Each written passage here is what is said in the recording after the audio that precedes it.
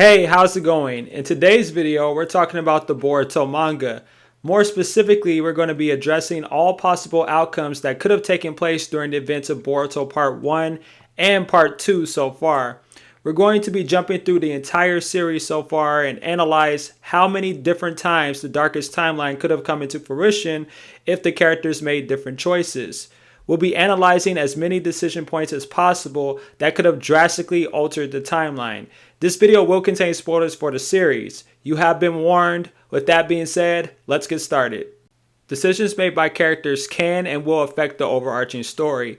It ties back into the concept of the butterfly effect. One change, no matter how big or small, will cause a ripple through time and affect each and every character.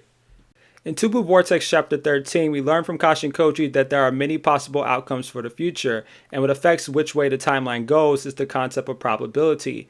In most timelines Koji witnessed during the events of Chapter 49 of Part 1, Boruto, but primarily Kawaki, met their end when they were devoured by the Ten Tails and a divine tree was planted on Earth, thus killing everyone. Because there were so many potential future timelines in which the events of the Ten Tails eating Kawaki occurred, it is heavily implied this is supposed to be the destiny of the shinobi world. This is how the age of shinobi is supposed to end. Kashin Koji is quite literally altering the events of the story to push the darkest timeline further away from the present, but his primary objective is to manipulate enough variables in the equation to prevent the darkest timeline altogether. Let's use the analogy of a rubber band. On one finger, Koji is holding a side of the band that represents the present timeline, and the other side represents the darkest timeline. Kashin Koji is using force to pull these two factors of time apart. He's causing a resistance. Koji knows any and all decision points can or will bring the characters closer or further away from the darkest timeline.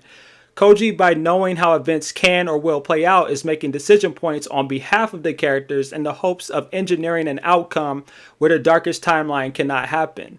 So let's address some decision points earlier in the series prior to Kashin Koji awakening his prescient Shinjutsu.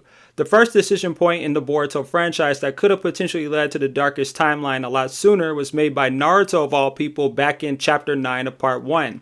This was right before Boruto killed Momoshiki. Naruto had two decision points during this part of the story. Option 1, kill Momoshiki himself, which I believe Naruto was perfectly capable of doing after Boruto freed Naruto, Sasuke, and the other 4 Kage from Shikamaru's stolen Shadow Possession Jutsu. Or option 2, entrust the future to the next generation. Naruto had the choice of truly believing in his son and acknowledged that no matter what the era, a shinobi spirit never changes. That decision was heavily influenced by his conversations with Sasuke throughout the Momoshiki arc. We know Naruto chose option 2 in the actual story, but he easily could have chosen option 1 as well. While he would have still trusted Boruto at this point, Naruto could have also decided that he needed to be the one to finish off Momoshiki once and for all. So let's say Naruto killed Momoshiki instead of Boruto. There would have been drastic consequences for the rest of the series because Boruto would not have a karma nor the power of the Otsutsuki. Well, if you want to count the Jogan, if you're considering the anime's continuity, but even then, he never could consciously control the activation of that eye during part 1 of the story. So he's basically a regular shinobi at this point. I strongly doubt that Naruto would have received a karma seal upon killing Momoshiki. If part 1 of the series has taught us anything, it's not easy for an Otsutsuki to find a suitable vessel. Momoshiki had told Boruto he had strongly inherited the power of the Otsutsuki, which in turn made him compatible enough to become a vessel.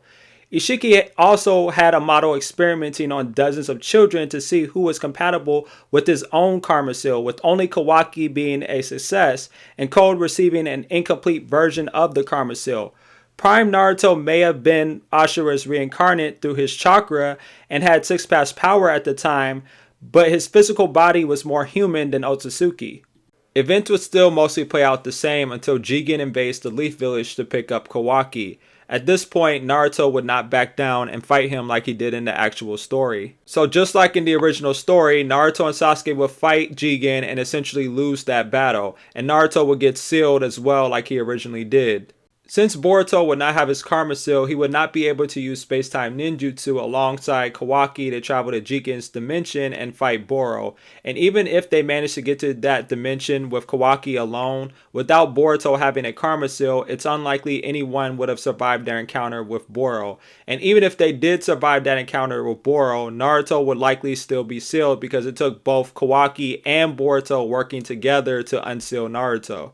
Without Naruto being in this part of the story, Isshiki basically wins. He uses Kawaki to reincarnate and he uses his failed body from Jigen as a sacrifice to the Ten Tails and essentially brings in the darkest timeline. And this all could have happened if Naruto made a different choice all the way back in chapter 9 of part 1.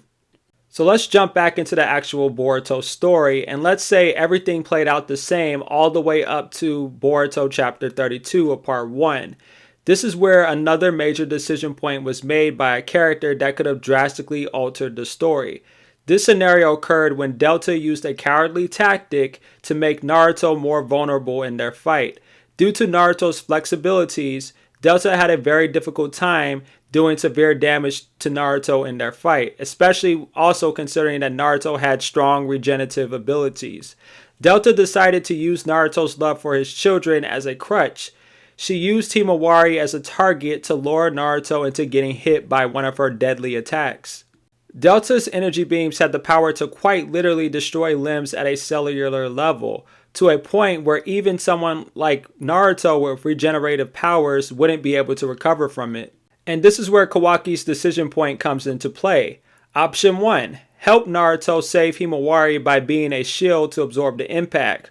Or option 2. Trust Naruto to get out of the way in time of Delta's attack. We know Kawaki chose option 1 in the story. Naruto would then go on to defeat Delta, and he would have done so using his super ultra big ball massive Rasengan. If Kawaki chose option 2, however, then Naruto and likely Himawari would have been killed in that encounter. Kawaki and Boruto lacking the power to stop Delta would have led both of them to getting captured, meaning Jigen's plans in this timeline would have been expedited. Boruto would have then been sacrificed to the Ten Tails, leaving Isshiki with 2 vessels to prolong his life, in Kawaki and Jigen himself, meaning the darkest timeline would have come into existence. Boruto chapter 38 presented major decision points for Naruto and even Jigen. For context, this was around the time Naruto and Sasuke directly engaged in combat with Jigen in order to prevent him from taking Kawaki away from the Leaf Village. Despite going all out in Isshiki's dimension, Jigen was still able to get the upper hand and defeat them by using his Sukuna Hikona and his Karma Absorption abilities. Prior to the conclusion of the fight, Jigen had earlier said that between Naruto and Sasuke, Sasuke was the bigger threat of the two. Sasuke possessed the Rinnegan at the time, meaning he had the ability to access any of Isshiki's dimensions through space-time ninjutsu. Sasuke was also smart enough to figure out Jigen's Sukuna Hikona. The moment Naruto and Sasuke were defeated, Jigen planned on killing Sasuke almost immediately. Naruto reached a decision point. Option 1. Let Sasuke escape because he would be more beneficial with his intel on Jigen's abilities and his space-time ninjutsu. Or option 2, allow Sasuke to stay, and since he was reluctant to leave Naruto behind anyway, then perhaps in this scenario, Sasuke allows Naruto to escape instead. This would also guarantee that Sasuke ends up getting killed. We of course know that Naruto allowed Sasuke to escape in the actual story, but if he didn't, there would have been major consequences for the future. If Naruto escapes Isshiki's dimension instead of Sasuke, then Team 7 never goes on to fight Boro, meaning Momoshiki never kills Boro. Therefore, Jigen has an extra ally against the Leaf in terms of getting Kawaki back. While Naruto would get medical treatment like he did in the actual story, once he gained consciousness, he would unfortunately have to break the bad news of what happened to Sasuke to Sarada and Sakura. I don't see a scenario where Sarada, hearing about her father's death, wouldn't awaken her Mangekyo Sharingan. Sasuke in the original story was the only one who saw her awaken the eye in chapter 80 of part 1. So not only would Sarada get the eye a lot sooner in this timeline, she also likely finds out about the eye a lot sooner as well. Since unlike Sasuke, Sarada would be around her friends and other family members and they wouldn't hide this detail from her. It just wouldn't make sense. Sasuke didn't tell her because he wanted to protect her back in chapter 80. Sasuke staying in Isshiki's dimension instead of Naruto also makes Kashin Koji and Amato's job a lot harder in getting rid of the Kara Inners.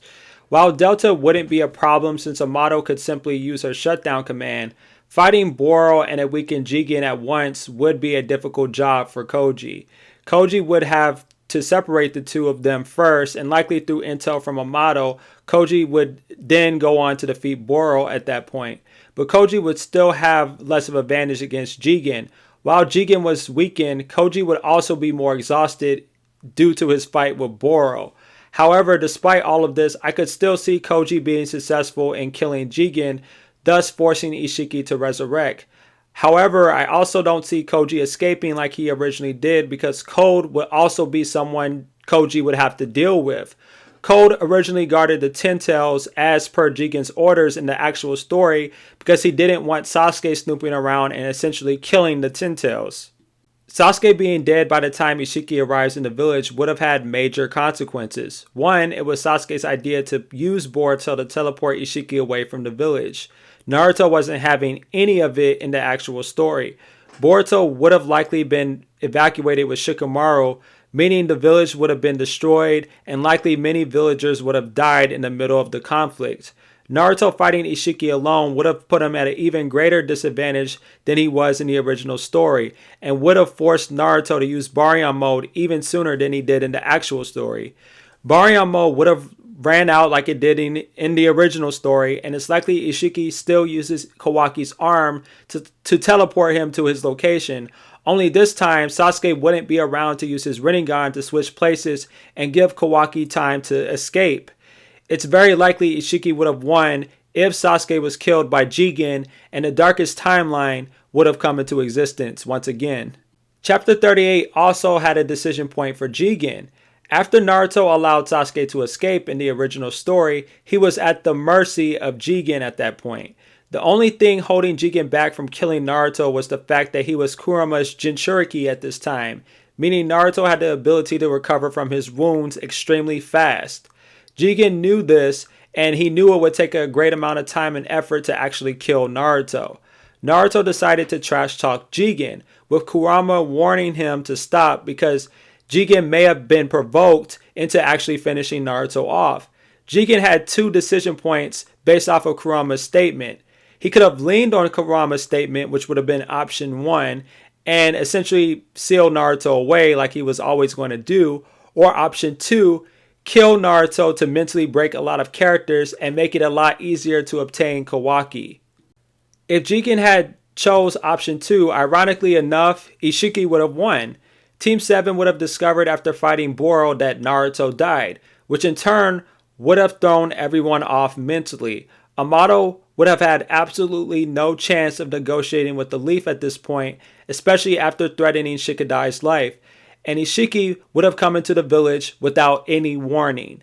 With no Naruto around, that would have meant that Sasuke, Boruto, and the rest of the Leaf Jonin would have been left to fight Isshiki, and likely all of them would have died with the exception of Boruto. Isshiki would have had essentially little to no resistance, and the darkest timeline would have come into existence because once Isshiki resurrected inside of Kawaki, he's definitely feeding Boruto to the Ten Tails. Boruto chapter 53 follows a major decision point and is actually referenced in chapter 13 by Kashin Koji in Two Blue Vortex. This occurred right after Naruto's Baryon mode reached its limit, and Isshiki dragged Kawaki into Momoshiki's dimension. Sasuke used Amino Tejikara to switch places with Kawaki and planted bombs that specifically deterred ocular vision to allow Kawaki to escape. Isshiki, being desperate at this time, he essentially wanted to lure Kawaki out and decided to draw his attention back to Naruto. He was presented with two options at this point. Option 1, torture Naruto in the hopes of rallying Kawaki to save his precious Hokage. Or option 2, kill Naruto to mentally break Kawaki into surrendering. Isshiki likely went with option 1 in the story because he couldn't risk Kawaki still remaining in hiding with his limited time thanks to Baryon mode. Isshiki choosing option 1 is what led to his death, and he was tricked by Kawaki's shadow clone. But if Isshiki decided to kill Naruto, then Kawaki would have, without a doubt, would have freaked out and tried to attack Isshiki. This would have led to Isshiki implanting a karma on Kawaki, and therefore the darkest timeline would have came into existence, with Boruto being sacrificed to the Ten Tails after Isshiki resurrected in Kawaki. I believe, just like Kashin Koji, Momoshiki also has the ability to use the Shinjutsu known as prescience, allowing him to see multiple potential futures. This is why he emerged specifically in chapter 54 of the series. It was right after Ishiki's death, and he did not assist Naruto and Sasuke with Isshiki, knowing that in a lot of timelines, Isshiki had won. He likely saw a future where he sacrificed Kawaki to the Ten Tails, and this would occur if and only if Isshiki met his end. Momoshiki specifically destroying Sasuke's Rinnegan is due to his ability of using prescience. There were likely alternative futures where Sasuke used his Susanoo to block Momoshiki's attacks and teleport Kawaki back to the Leaf Village. Sasuke also having the Rinnegan would have easily overpowered Momoshiki as well, despite being injured from his fight with Isshiki. But where Momoshiki tends to fail when he uses prescience is that he has arrogance when he interprets events. Just because he saw a future where he successfully captured Kawaki didn't mean the probability of this coming into existence was high enough. He likely saw more futures where he failed than ones where he succeeded. And this is where I feel Momoshiki messed up. The second he destroyed Sasuke's Rinnegan, this led to unforeseen new potential timelines because Momoshiki's actions caused a butterfly effect. Momoshiki forced Sasuke, and more specifically Kawaki, to use different tactics to discover Momoshiki's weaknesses. This is why Momoshiki panicked when Boruto woke up, and why Momoshiki was outright shocked that Kawaki would set himself on fire to force Momoshiki to absorb the chakra, ensuring that Boruto regained control again. He didn't foresee any of these events. So let's move forward to chapter 60. Kawaki had made a major decision point which affected the rest of the series. Option 1. Listen to Amato and reawaken his Karma Seal as a weapon, and when Code invades the Leaf Village, actually have the power to stop him. Or Option 2. Ignore Amato's offer and directly face Code and negotiate a peaceful surrender so long as Code spares the rest of the Leaf Village. Since Kawaki knows he is the one who killed Isshiki, so he's the only one who deserves retribution. Kawaki's decision point has major consequences. Had he chosen option 1 and gotten his karma back from Amato, which in turn he would have discovered that Amato had given it back to him anyway, he would have fought Code a lot later in the timeline. Kawaki would have also had the added benefit of being stronger than Code, since this would be the version of Code with his limiters still attached to him. But this would have also had dire consequences for Boruto, however, because Kawaki wouldn't have attempted to kill Boruto in this timeline if he chose option 1. It means that Momoshiki would never need to repair his organs, and this would mean that Boruto would still be at risk of Momoshiki essentially resurrecting inside of him. Because Kawaki wouldn't run away from the village to meet with Code, events would play out a lot differently. Shikamaru doesn't end up with a claw mark on his neck, meaning Code wouldn't be able to get close to Amato, and therefore Code would not have been able to surpass Kawaki. Ada not interacting with Shikamaru would also have meant that Ada would not get the offer to ally with the Leaf Village, meaning she and Damon would still work with Code to get access to Kawaki. It's a better timeline for the most part, but there's still negative consequences. Boruto would eventually cease to exist, and Momoshiki would be reborn in his body. I don't see a scenario where Naruto could find the will in himself to fight the remains of his son. So it would be up to Kawaki, Sasuke if he's in the village at this time, and a reprogrammed Delta to finish Momoshiki off once and for all. While Kawaki may still have to deal with Code, it's unlikely Ada will allow Code to kill Kawaki in this timeline, and Kawaki and Damon should be enough to kill Code with limiters as well, thus preventing the darkest timeline. Kawaki would have gotten the reality he wanted just by doing nothing. Boruto chapter 78 had two major decision points, one coming from Momoshiki and the other one coming from Boruto. These decision points drastically changed the timeline, so let's dive into it. The first decision point that could have occurred back in this chapter took place when Sarada arrived to the Hokage monument, discovering that Kawaki has made his attempt to kill Boruto. Kawaki warns Sarada to not get in his way, otherwise he had no problem killing her as well. To that point, Sarada thinks that Kawaki has lost it and it refuses to back down. Boruto was then presented with two options as Kawaki was about to kill Sarada. Option 1, get Sarada out the way and protect her, or option 2, trust Sarada to dodge Kawaki's attack. In the actual story, Boruto went with option 1. He ended up saving Sarada's life, but at the cost of one of his eyes. However, the positive aspect of this is that they both survived this encounter with Kawaki. Boruto could have easily chose option 2 as well. Sarada at this point in the manga had the 3 Tomoe Sharingan, which would have given her access to the Eye of Insight perk of the Sharingan, forewarning her to attacks by her opponent. If he decided to trust Sarada in that moment, Sarada would have been killed by Kawaki at that point, and Kawaki would have then activated Karma version 2 and killed Boruto as well. The reason why I feel Boruto chose option 1 over option 2 has to do with what actually happened in chapter 72 of the manga. This is when Momoshiki once again appeared in front of Boruto and essentially was taunting him, telling him that the time in which Boruto loses everything is rapidly approaching. Boruto was frustrated by that conversation and was very angered and annoyed by him. So I believe Momoshiki already knew that option 2 was an option for Boruto to take. And so what he did was he taunted Boruto because he knew Boruto's character. He knew he would be frustrated and want to make a difference. And that's why I feel as though Momoshiki saved Boruto's life, only in turn for Omnipotence to be a reality that was casted. The threat of Momoshiki would have been gone from this potential future, but Kawaki would have sacrificed 2 innocent lives and people who cared about him in that process. Omnipotence also would not have occurred in this timeline with Boruto being dead. Kawaki's bad deeds would have caught up to him because he would not have been able to handle either Limitless Cold nor the Claw Grinds by himself, and even Sasuke and Boruto had struggled greatly against them in 2 Blue Vortex Chapter 5's flashback. The darkest timeline would have come to life if Boruto made a slightly different choice, as Kawaki would have been eaten by the Ten-Tails. Once Boruto made a decision point to save Sarada in the chapter, Momoshiki also decides to make a major decision point in chapter 78. Momoshiki influenced the timeline to try to work in his favor. Kawaki was low on chakra, was entrapped by a shadow possession jutsu, and could not use his karma seal at the time to absorb chakra, and was completely surrounded by Leaf officials. Momoshiki intervening to help Kawaki caused events to lead the world towards omnipotence.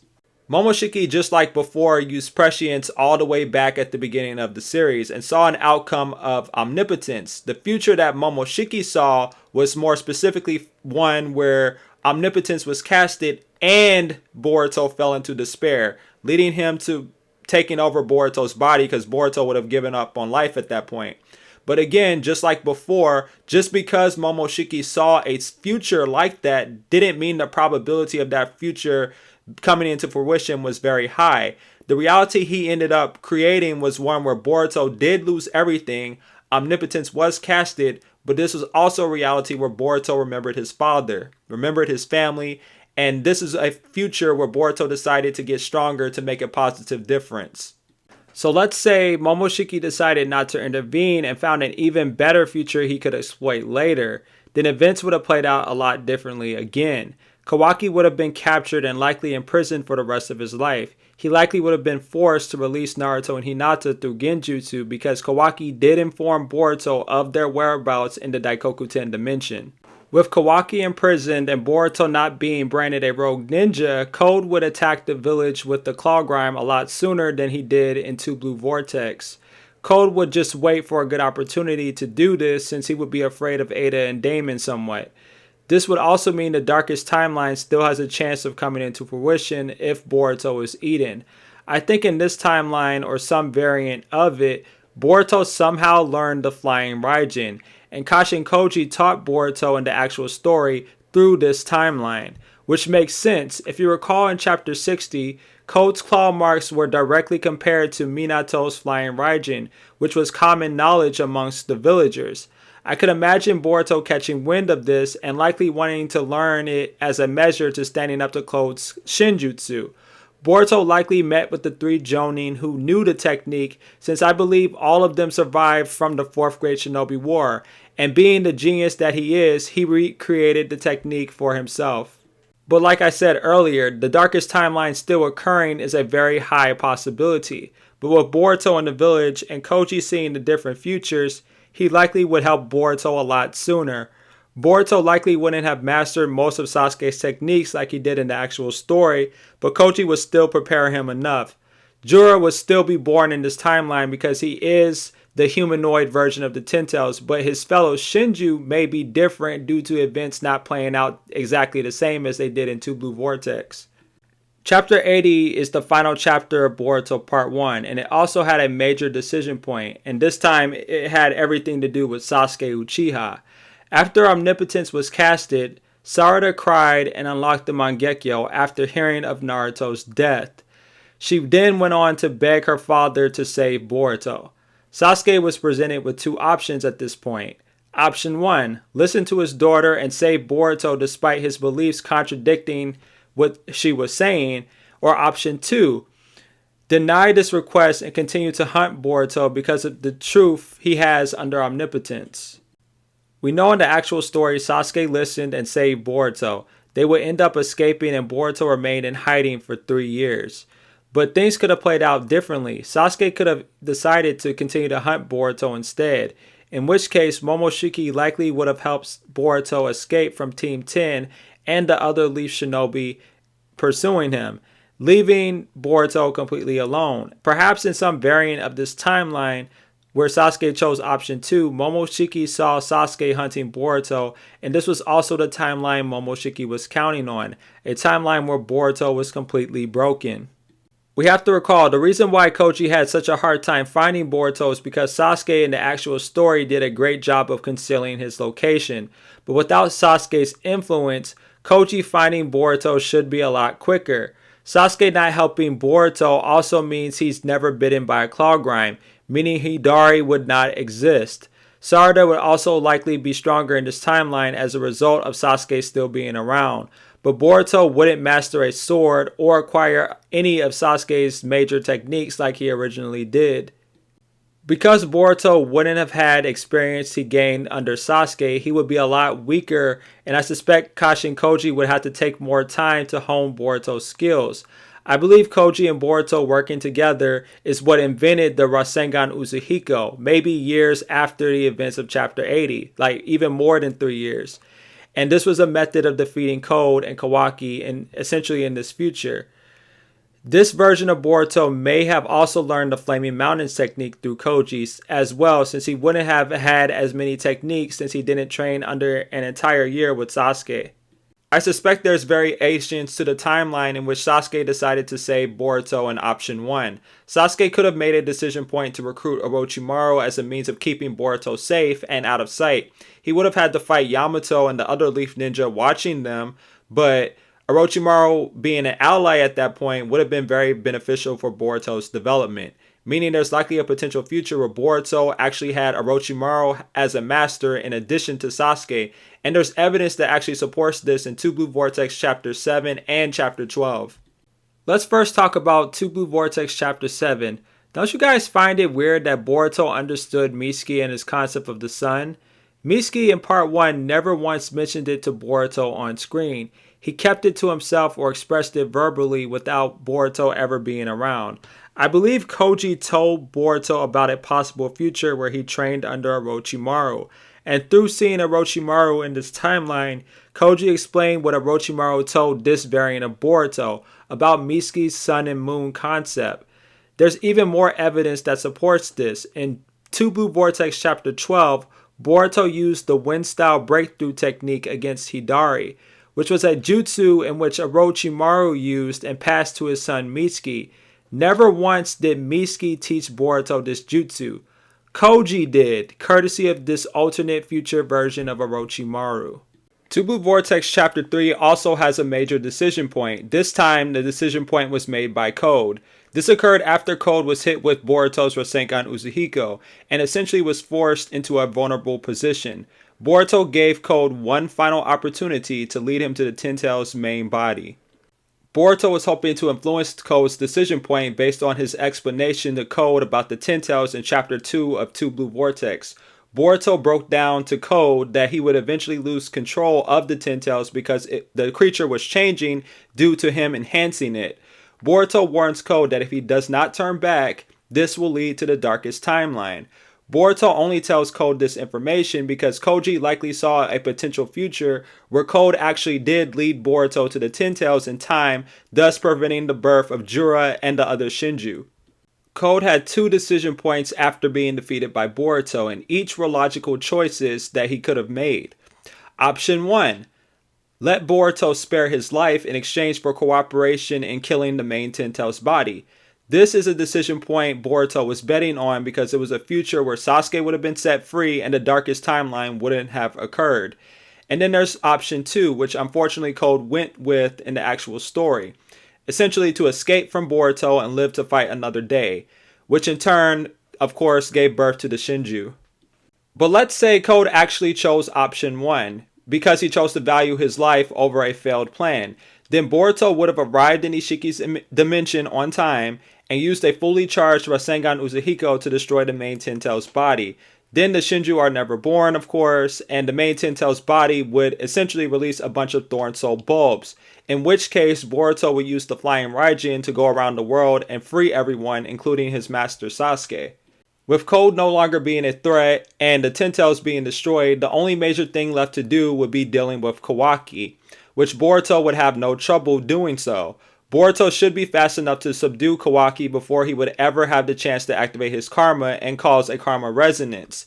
At that point, Boruto can cut off Kawaki's prosthetic arm containing his karma seal, then place Kawaki under a genjutsu and force him to use Isshiki's dojutsu to release Naruto and Hinata from the Daikokuten dimension, thus creating the best possible future for Boruto. Since his parents wouldn't be affected by Omnipotence, they could also clear Boruto's name, and they could also state that Boruto is their actual son, not Kawaki. Boruto 2 Blue Vortex Chapter 4 also has a major decision point. It occurs after the Shinju are born, and specifically around the time Boruto first takes a look at Hidari. Boruto was then presented with 2 decision points. Option 1. Fight and kill Hidari so that he releases a Thorn Soul bulb to save Sasuke. In Boruto's mind, even with the other Shinju around, it was the perfect opportunity to save his master. And then there's option 2. Leave Ishiki's dimension and regroup with Kashin Koji because 1. He was obviously outnumbered, and 2. Boruto also had pre-knowledge of essentially being killed by Jura in multiple different potential futures. But Boruto clearly wanted to go with option 1. He was willing to take that risk. Kashin Koji at that point freaked out because he likely saw multiple outcomes of this particular fight with Boruto and the other Shinju, and likely saw that Boruto got devoured in multiple different outcomes. Koji makes a decision point for Boruto, and Boruto reluctantly decides to leave in order to ensure that the darkest timeline would be delayed. 2 Blue Vortex Chapter 9 also has a major decision point for Boruto, one where I feel the darkest timeline could have easily happened if the wrong choice was made. After Boruto essentially defeated Kawaki, Kawaki decided to take the fight more seriously and activate his karma seal. This in turn led to Boruto's karma activating as well, causing a karma resonance. Boruto is presented with 2 options at this point.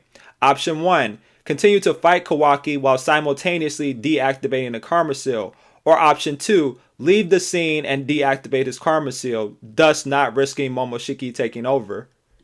Once again, just like in Chapter 4, Kashin Koji actually makes that decision on behalf of Boruto. He's the one who tells Boruto to leave, otherwise Boruto's going to lose control. But let's say there's an off chance that Kashin Koji doesn't intervene, and Boruto decides to go with option 1 and continue to fight Kawaki even with his karma seal activated.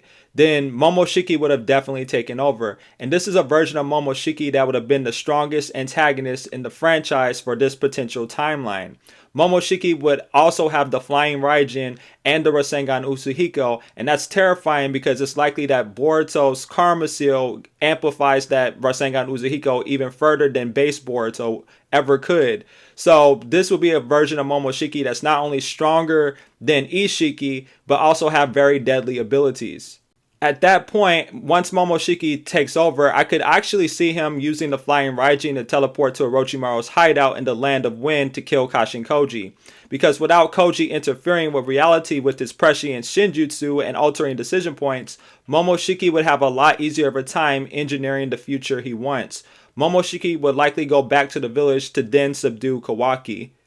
I could then imagine at this point one of two things would occur. Momoshiki either delivers Kawaki to Jura, and Jura then accepts and devours Kawaki, or Jura at this point decides that he has different plans and refuses to eat Kawaki, at least for the time being. I could see Momoshiki at that point fighting Jura, essentially so he could defeat Jura, because obviously Momoshiki would have a time limit because he would fear Boruto waking up and sealing him away again, and he wants that precious chakra fruit. And this is just speculation, but I think if Jura was also defeated, I'd imagine, just like the other Shinju, Jura would release a Thorn Soul bulb. And in this case, the original Ten Tails would come back into existence, making Momoshiki's job a lot easier in terms of feeding Kawaki to the Ten Tails, because it will be a mindless beast rather than a humanoid creature with intelligence that could actually deny that request. And thus the Darkest Timeline would have come into existence one way or another. Another major decision point was made in Boruto 2 Blue Vortex chapters 12 and 13, and this was after Boruto was shot in the chest by Jura while holding Hidari's Thorn Soul bulb. Jura had figured out Boruto knew about the Thorn Soul bulbs, a concept that could potentially end the threat of the Shinju altogether, and he deemed Boruto too dangerous to be kept alive. So Jura was then presented with two major decision points. Option 1. Spare Boruto's life and lead him to the person actually pulling Boruto's strings, which in this case is Kashin Koji. We have to recall that Mamushi informed Jura that Boruto was not working alone, courtesy of information that he received from Matsuri. And then there's option 2. Kill Boruto, which in turn would have caused Hidari's Thorn Soul bulb to essentially rot, and he wouldn't be able to make it back in time to restore Hidari to his original form. So Jura choosing option 1 in the story is a no-brainer, but option 2 was also a viable option that Jura could have went with. Jura could have figured that Hidari was expendable, since the Shinju were already looking to have more Thorn Soul bulbs to essentially create more of their kind. And Jura could have also eliminated a threat in Boruto, because Boruto actually rivaled a lot of the Shinju's power. In which case, if Boruto had died because Jura chose the other option, I could see Koji having no choice but to work with Kawaki in this potential timeline, since he would need Kawaki to be strong enough to stand up to the Shinju, because obviously if Kawaki is weak, then the Darkest Timeline's probability is a lot higher at that point. I could see Kawaki being reluctant at first to work with Koji because 1, Koji did help Boruto, but I could see Kawaki coming around because 1, Koji is not an Otsutsuki threat, and 2, it's because of the fact that they have a mutual enemy in the Shinju. I believe there's also a variation of how chapter 12 could have ended, where Boruto actually managed to keep the Thorn Soul bulb and immediately teleport to Sasuke's tree. We have to recall that Boruto did stand by at the scene in the Leaf Village instead of going straight to Koji's location or the location of Sasuke. If he made a slightly different choice, then he would have freed Sasuke from his imprisonment. So based on all the possibilities that could have occurred in the series, the real question now is, can Kashin Koji truly save the world, or is he just delaying the inevitable?